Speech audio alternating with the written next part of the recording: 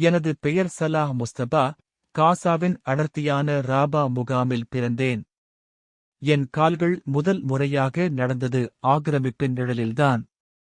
எங்கள் வீடோ ஒரு கூடாரம். எங்கள் விளையாட்டு இஸ்ரேலிய டாங்குகளிலிருந்து தப்பி ஓடுவது. என் தந்தை ஒரு விவசாயி, ஆனால் இஸ்ரேலியர்கள் தந்தையின் வயலை கைப்பற்றினர். அன்று முதல் என் இதயத்தில் ஒரு நெருப்பு பற்றி எரிந்தது. எதிர்ப்புதான் எங்கள் ஒரே வழி. இளம் வயதிலேயே இஸ்லாமிய ஜிஹாத் இயக்கத்தில் சேர்ந்தேன்.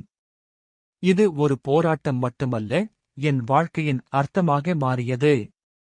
என் தலைவர் ஷக்கானி எனக்குச் சொன்னார், சலா, நாம் சாவதற்கு முன் வாழ வேண்டும். அவர் கொல்லப்பட்டபோது எனக்கு கண்ணீர் கூட வரவில்லை. ஏனென்றால் அவர் எனக்கு கற்றுத்தந்த மிக முக்கியமான பாடம், ஒரு தியாகி அழுவதில்லை, அவர் மற்றவர்களை அழவைக்கிறார். என்னை 15 முறை கைது செய்தனர். சிறையில் என்ன செய்தார்கள் தெரியுமா? என் முதுகில் சூடுபடுத்திய இரும்புக் கம்பிகளை அழுத்தினர். என் நகங்களை உருவினர். ஆனால் ஒரு விஷயம் மட்டும் உருவ முடியவில்லை, என் உறுதியை. ஒவ்வொரு சித்திரவதையும் என்னை இன்னும் கடினமான போராளியாக மாற்றியது. சிறையிலிருந்து வெளியே வந்த ஒவ்வொரு முறையும் என் கைகள் புதிய திட்டங்களை தயாரித்தன. நான் இஸ்லாமிய ஜிஹாதின் காசா பிரிவின் தளபதியாக உயர்ந்தேன். என் போராளர்களுக்கு நான் எப்போதும் சொல்வேன், ஒவ்வொரு இஸ்ரேலிய டாங்கும் நம்மை அழைக்க முடியும். ஆனால் நமது ஈமானால் ஒவ்வொரு டாங்கையும் அழைக்க முடியும்.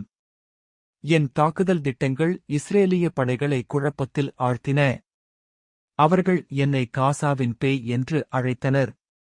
ஆனால் நான் என் மக்களுக்கு ஒரு பாதுகாவலன்தான். என் மனைவி உம்மு முகம்மது என்னிடம் கேட்டார், எத்தனை நாட்கள் உயிருடன் வாழ்வீர்கள் என்று.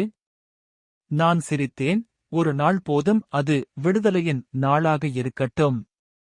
என் மகள் லைலா என்னை கேட்டாள், அப்பா, நீ ஏன் எப்போதும் பயங்கரவாதி என்று அழைக்கப்படுகிறாய் என்று.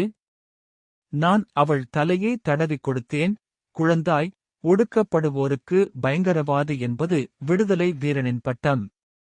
அந்த நாள் இரவு நான் என் போராளர்களுடன் கூடியிருந்தேன். வானத்தில் F-16 விமானங்களின் சத்தம் கேட்டது.